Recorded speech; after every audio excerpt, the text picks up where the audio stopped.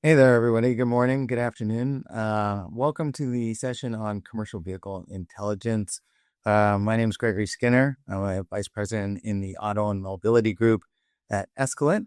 And I'll talk to you a little bit more about that in a second. But excited to present to you today the session called CV Intelligence 2.0, Leveraging Tech for Business Success. Really, today is about understanding how different companies, fleet managers, providers, dealers are leveraging technology in the commercial vehicle space, the sort of advantages that users get, the challenges that they face, and then the opportunities for everybody who is on this call or listening to this presentation. Just a little bit more about me, real quickly. The company I work for, Escalent, is a research and advisory company, research and consulting. And I know, as soon as that word consulting comes up, everybody sort of rolls their eyes. Like, oh, those are the guys who show up, with an empty briefcase and live with a briefcase full of cash. Well, no, that's not definitely not true, because then I would be a rich man. But no, our role here is really to provide insight, expertise, information to our partners and our clients. As you know, there's a lot of questions when you roll out a new truck or a new van, or you're trying to introduce a new product or service into the marketplace. And our role as a consultancy is really to understand that market, to provide guidance, information, and expertise to help them do that effectively. My personal role is a little bit different. So I'm in the qualitative group, and that means that I interact with fleet managers, I interact with ops people, drivers, big fleets, small fleets. I'm really the guy on the ground, or one of the people on the ground, to get the real deal, to get the real answers. That goes hand in hand with all the big data that we use to sort of consolidate that into, again, ways to help clients navigate the market. Well, what I want to talk to you today about is this idea of change that's happening in the CD space. So, and particularly around technology. I mean, AI is on the tip of everybody's tongue, but it goes beyond that. There's a lot of things that are happening in the tech space that have sort of permeated into the CV space. And we see a lot of companies and, again, individuals using it to thrive, to get ahead, and to understand how to sort of navigate their way through all of the chaos and change that seems to be so predominant in the CV space today. I have sort of three big use cases that we're going to explore, that sort of exemplify this. And for each one, there's opportunities that you can sort of embrace and internalize, or at least start to think about as we progress into the future. The first one we're going to talk about is this idea of remote diagnostics and maintenance tech. Typically this goes hand in hand with telematics, and we're starting to hear more and more about this on our side. So on the Escalent side, we see telematics adoption, on a pretty significant curve. So the rise is pretty significant. So it's not just big fleets anymore who are using telematics; even the smaller fleets are using it. Sometimes for risk mitigation, sometimes to monitor their drivers, to help with service and maintenance, but certainly more and more people who have commercial vehicles are using it. So if we look at the marketplace today, it's exactly what I just talked about. Technology use is advancing at a pretty astronomical rate. On the product side, we see more sensors, more electronics, we see telematics. All this stuff is used for diagnostics, both local and remote, but on a scale that we haven't seen before. Just the fact that there are so many more companies offering it means that there's so many more people adopting it. So now when a vehicle faces an issue, pretty much a fleet manager can assess the situation even while the vehicle's on the road. And it's funny because I talked to one fleet manager, and he's saying, I used to have to go in. If there were issues, I get a call, I'd have to go into the office. He says, now I can be in the backyard, gardening or whatever I might be doing, and look at my phone, figure out what's wrong with the truck, get in contact with the driver, and tell him what the next steps are. So certainly a lot of advantages to this. One of the big ones is that, it takes a lot of the guesswork out of the equation. So, truck, a van, pickup, whatever comes in, and then it has to go through the diagnosis. Well, we all know that now with remote diagnostics, It'll tell you what the code is. It'll tell you, or codes are, tell you what the issue is. Sometimes it tells you exactly, which sensor is bad, or, which injector's not firing, whatever that might be. So that guesswork is going away, or at least it's being narrowed down. Maybe that's a more effective way to talk about it. The guesswork's being narrowed down. As mentioned, data can be sent to the dealer before the truck even arrives, so they can start to prep. They know when the truck's coming in or the van's coming in. They can schedule it more effectively. All these are great things. Another thing we haven't really started to talk about, but we're going to certainly hear more of, is this idea of a digital health record. So anytime there's an issue with any of the vehicles, it goes into the record. So now a fleet or a fleet manager can track that more effectively over time and see what sorts of challenges and issues there are with a vehicle and or vehicles. And when it comes to, disposing of a vehicle or even purchasing a vehicle, now it'd probably come with a record that says these are all the things that this vehicle went through. And then this idea of data aggregation, we're talking here about it leading to more proactively servicing a fleet. Just a really great example. So one fleet I'm talking to, they run P&Ls, and he's saying, hey, the great thing about our tracking this is if I have an issue with one truck and I know all my trucks are the same, then we proactively go and solve that issue on other trucks because we know that they're going to have the exact same problem. So just being able to look at that data over time and seeing what's happening with those vehicles allows them to be a step ahead. On the challenges side, this is where it gets a little bit hairy. So the more information that you put out there, the more challenging it becomes, because now the user of that information becomes more informed and therefore more demanding. So now what we're going to see is, increased customer scrutiny because there's fewer unknowns. So now instead of, a vehicle coming in and a tech saying, hey, we got to look at it, they're going to know, well, we know exactly what's wrong with this truck because we know what the code is. It's telling us what the problem is. So now customers, the level of scrutiny that they're going to have is going to start to rise. And with that, you're going to see higher expectations around repair accuracy. Now, certainly there's wiggle room, no diagnosis is perfect, but when you give a customer info and they think they know, then their expectations are going to rise accordingly. The expectation of timely repairs is also going to change. So they're going to want things to happen quicker. They're going to expect things to happen in a more timely fashion. But here, the challenge is around supply chain tension, meaning we know what the problem is, but is there availability? Is there availability in the shop to fix it? Are the parts available? Are the techs available? So all of a sudden, just knowing means, hey, you know what? We have to have people ready. We have to be able to fix it, and we have to be able to get the parts. And that puts a lot of pressure on supply chain for getting that material and having the human resources or human capital there to sort of make things happen. And with that, so a commensurate thing is, of course, the need for a more skilled technician. So as long as we're talking about tech and as long as we're talking about things that are digital, well, we're leaving that sort of manual or physical or analog age now. So now techs have to be more skilled in using computers, using software, being able to diagnose things that are digital and not just physical. And we've seen this transition for a while. This is sort of nothing new. Techs have always dealt with codes and things like that. But as the trucks and the vans and the vehicles become more complex and more sophisticated on an electronic level, now it becomes harder to sort of work your way through that and figure out what's happening. Considerations for you. So things to think about.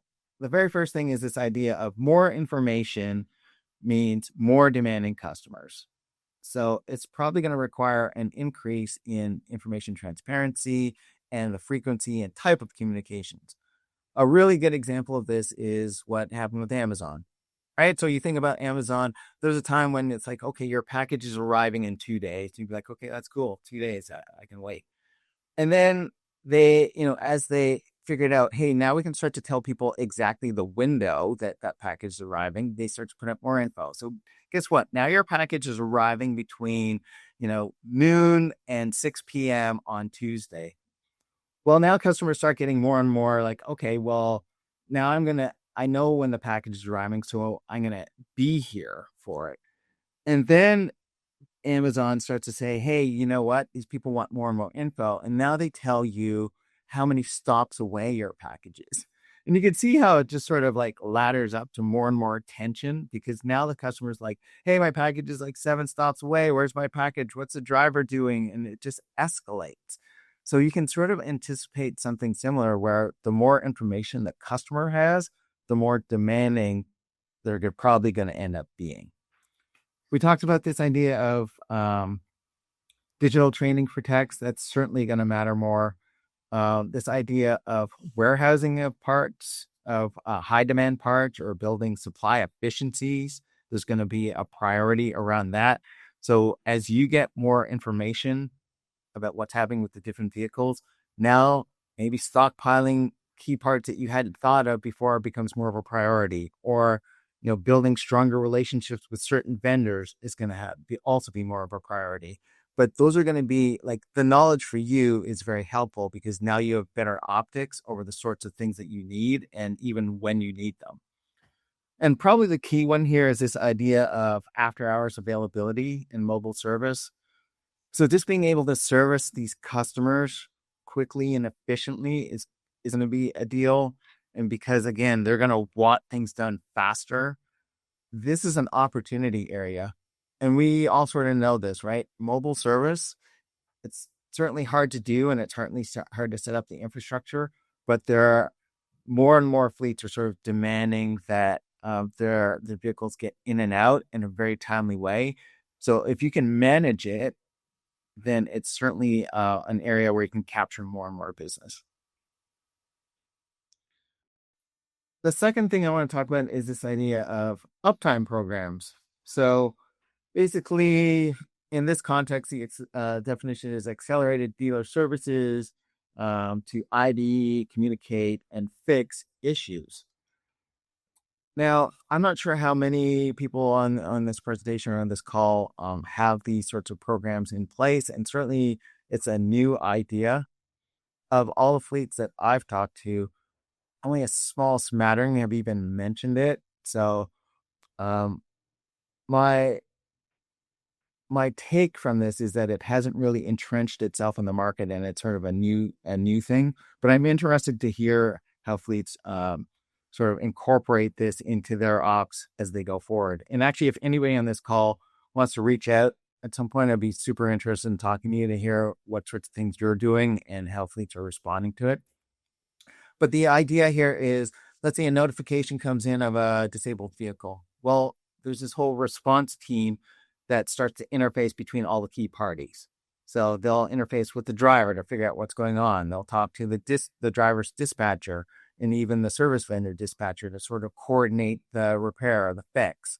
And then they'll also be in contact with the techs who are doing the repair to figure out what the status is, and then of course the customer. So they're sort of interfacing between these 3 or 4 different parties, keeping everybody informed, finding out what's going on, keeping everybody up to speed. There's transparency on all the chargers. So before our techie is even dispatched or our mobile service is dispatched, it's like, hey, customer, this is how much we anticipate it costing. Asterisk or caveat.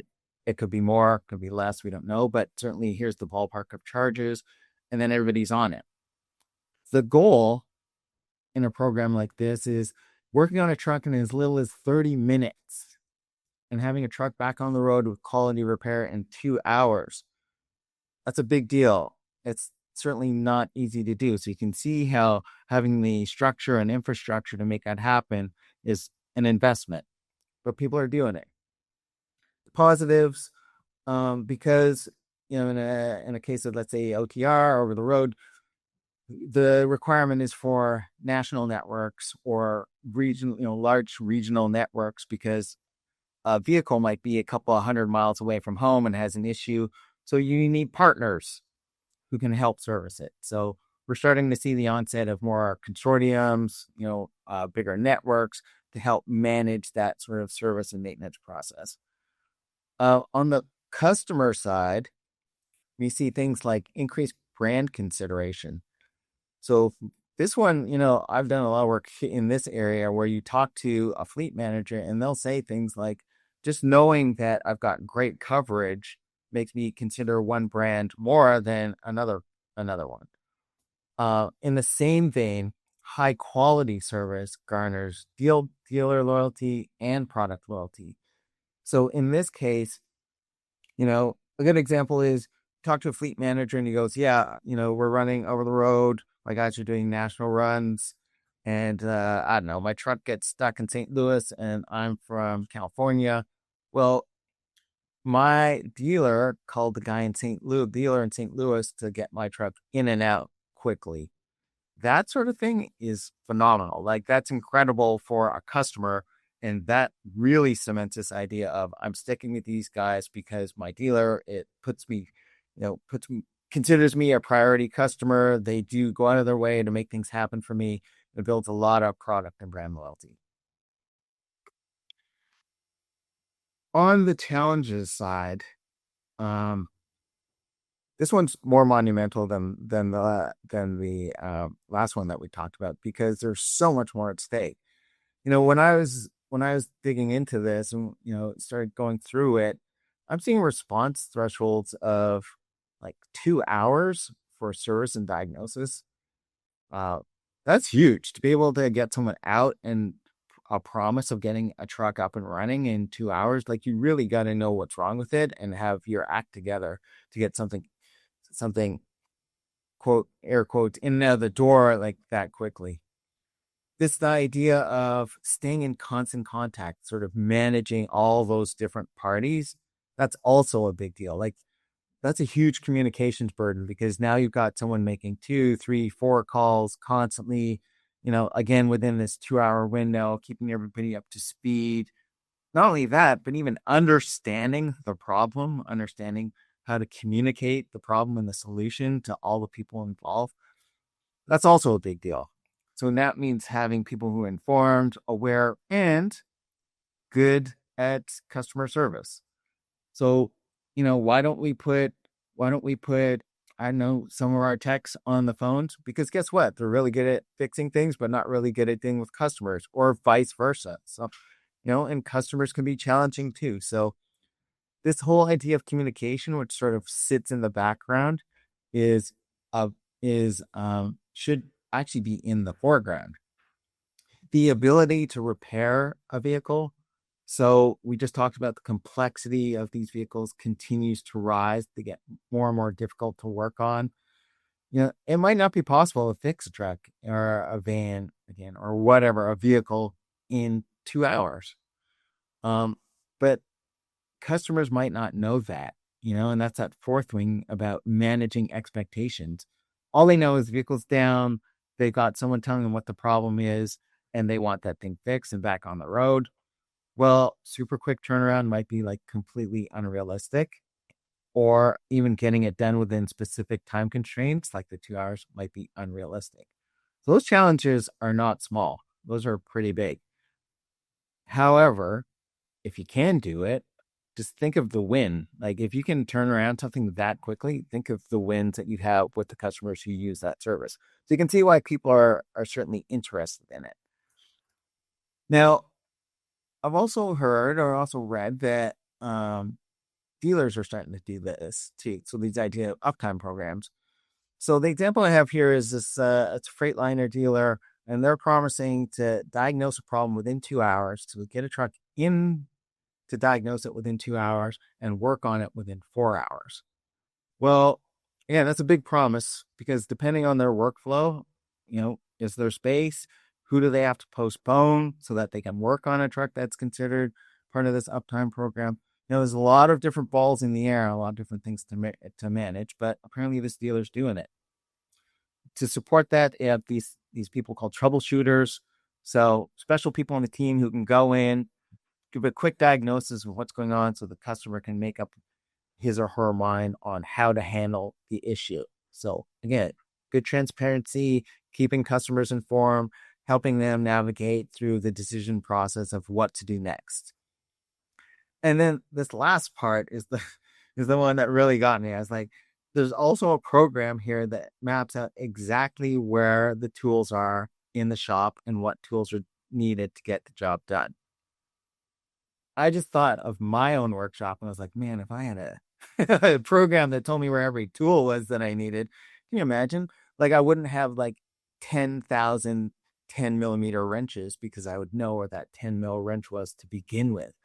But this idea of knowing where the tools is a big deal because it might not just be a physical tool or a wrench. It could be a diagnostic tool that you need, or it could be a specialty tool, which we've all sort of encountered. And you're like, man, I don't have that thing, or I don't know where it is, and I need that to get the job done. Well, this program maps that out, so you can see how it sort of expedites this whole service and maintenance process to get things in and out, and that's pretty cool.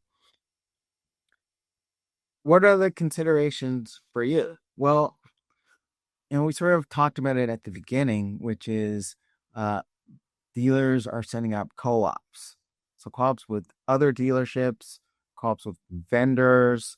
The reason Loves and TAs up here is because they're protagonists in this sort of scenario where they have uptime programs. They're making things happen. You can already see how the benefit of a national network would help them do that, because then they can coordinate amongst themselves on how to get those vehicles in and out quickly. But for again, sort of for everybody on this call, thinking about building relationships that go outside your own sort of networks right now to bring others in to be able to facilitate getting vehicles fixed. And yes, I know it's not easy. It's not easy to find good vendors and people you trust. But given that this is the direction of the market, it's certainly something to consider, even if it's a small network. Just the fact that you can sort of expand your current service offerings to a bigger geographical area is a big deal. As is the second point. So, support programs and service packages. My conversations with fleet managers, they increasingly like the idea of sort of offloading the responsibility of these fixes to other parties, and or having packages that take away all the thinking, so it's more regularly scheduled.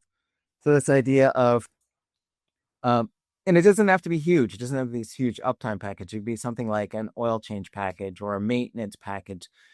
They're hard to sell, but when customers get into them, they like them because again, it takes away a lot of that responsibility and that thinking. Um, and I've personally have encountered so many leads who said these little improvements don't go unnoticed. So one in particular was talking about how his dealership that he had trusted for a long time, the owner sold it to a bigger dealer consortium. And he was afraid. He's like, man, all my personal service is going to go away. This guy knows my trucks. He knows my fleet, my drivers, all that's going to vanish. But in fact, what happened was that whole network became more efficient. So that big dealer consortium brought with it all these efficiencies, better billing, better optics on what needed to be done.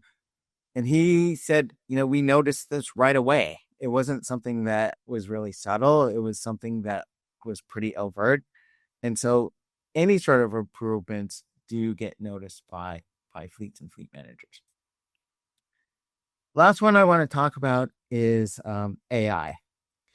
And you have that really sort of ominous looking computer. That's the way I thought of AI. Still kind of do, to be honest. Like, it's this big unknown, but it's actually not that scary once you start dipping your toe into it. And again, sort of curious about how many of you are doing something like that. But the idea here is that AI is supposed to offer a more intuitive way to interact with systems, without going through lots of layers and lots of processes. And it's true. Like one of the reasons why AI is so effective for everybody is if you Google something today, whatever it might be, you get 10,000 pages of answers. You get conjecture, you get opinion, you get misinformation, disinformation, true information. It's hard to tell what's out there. So AI, instead of having to do all that yourself, AI sort of fast tracks that and filters it for you. customers on the commercial vehicle side, though, now we're starting to see them use it to optimize operations, double check things, receive notifications, because the system's telling them that this sorts of things are happening and they need to be aware of them. I want you to think that it's more important. It's important to distinguish AI from automation. So AI is an intelligence. It's supposed to be an intelligence offering, a transformative offering, versus when someone offers an automated workflow, like that's different. So automation is different than sort of generative or adaptive thinking. The positives of AI. So when you think of any of these platforms, the first is natural language queries. So you don't have to be a coder. You don't have to have super complex questions. You can ask it easy questions, just like, me talking to you, and it'll come back with answers. It'll give you detailed reporting even. We use it at work for some things, and you can say, hey, generate a spreadsheet or generate a report or give me a slide or something that I can use, and it'll do it, and super fast, right? It'll do it in a couple of seconds. Really great stuff. Single source of truth. So when you use it across platforms, so if you think of any fleet, they might have Excel sheets, they might have telematics information, they might have driver information. If you can consolidate all that into one platform, now you have a single source of truth. So you don't have three things telling you three different things. It's all coming from one source. This idea of it flagging repair and warranty opportunities, this is on the customer side. So they, a manager might not know, hey, this part is under warranty still. You don't need to pay for that. Or you've been billed for this repair before, and there's another bill that just showed up. So it's letting people know. And even this idea of ghost repairs. So jobs that have already been done, it'll let them know, or jobs that have already been billed, it'll let them know about that too. The challenges, certainly there's an increased focus by customers on dealer accuracy. So now with it flagging all these things, it's also going to flag if the dealer is doing its part, in this equation, which is being accurate, billing accurately, using the right costs. It's going to let the customer know. So certainly there's going to be an increased focus on that side. Also, a challenge is human beings, for some reason, I don't know why, but we go to AI and we think like, hey, whatever it's giving us back is right, and start to trust it. That's crazy to me. I don't know why anybody would trust AI. Because if you go to any one of these platforms, there's this little thing at the bottom that says, like, literally, I was on it yesterday and it said, please note that AI can be wrong. Like, who says that? Like, I don't answer a question and say, hey, guess what? I know I answered your question, but please note that I could be wrong. Like, no. So the fact that it's even warning you is important. So certainly there's tons of benefits, but it's not supposed to be taken, as a whole as being completely true. So that can be a problem, especially when it's your customer trusting it. The third thing is OEM data, telematics data, manual entries. All of those things are needed to make sure that the AI, what it's giving you back, is effective. It needs all of those pieces. And in fact, I talked to this one fleet manager, and he was saying they're switching from one telematics provider to another. I said, oh, cool. Are you using it to optimize, vehicle usage? And he said, we can't, because all of the content, like, we haven't uploaded all of our data from the one platform to the other. So he knew that if he asked it a question, he was only getting at half an answer. So that's a challenge. And that's that fourth point, that many fleets struggle to consolidate their own info. For you, the consideration is nominate an AI lead. Like, our company is pretty massive. We got, over that, 1,500 people, 1,700 people at this point. And for each of our sectors, we have an AI lead, even though we all know how to use it. And this is the person who sort of proactively goes out and figures out ways to more effectively use the system. Anticipate being part of this predictive ecosystem. So we talked about dealers, telematics, fleets, everybody's going to come together to help manage the vehicle life cycle. And you as dealers or you as providers and vendors are going to be part of it. So it's really important at this point to sort of know where you are in that system and be versed in using AI. You can use AI to sort of enhance your role as a trusted advisor. So you can ask questions, like ask it questions. It comes back with some pretty deep stuff. Like certainly vet it, which is that fourth point, but it can help you be an expert, like give you answers that you never thought you could get. So definitely take advantage of that. The takeaway from everything that I've talked about, the sort of four key points. The first is we've seen that you've heard me talk about how more information equals more pressure. Well, certainly technology is going to stress this commercial vehicle ecosystem. It's from a supply point of view, from a user point of view, from a dealer point of view, everybody's going to be under more pressure to do more things faster. The second thing is don't forget the human side. All this tech is great, but at the end of the day, it's still a person to person business. We've seen this all the time. Transparency, communication, interaction, those are all personal things. So that's the key to this. Remote diagnostics and uptime programs are a good opportunity for you to build customer relationships because they get trucks and vehicles in and out the door, and customers love that. And then the last thing is tech is going to change human behavior. So you gotta be ahead of it. You have to be aware of how it's going to do this and what it's going to do. So the sooner you can get on this train, the better. Baby steps, of course, but it'll benefit you to no end. If you want to get in contact with me, and again, answer that question about what you've encountered when it comes to uptime programs, I'd be certainly interested in hearing from you. Or if you have any questions, feel free to reach out. Thanks for watching.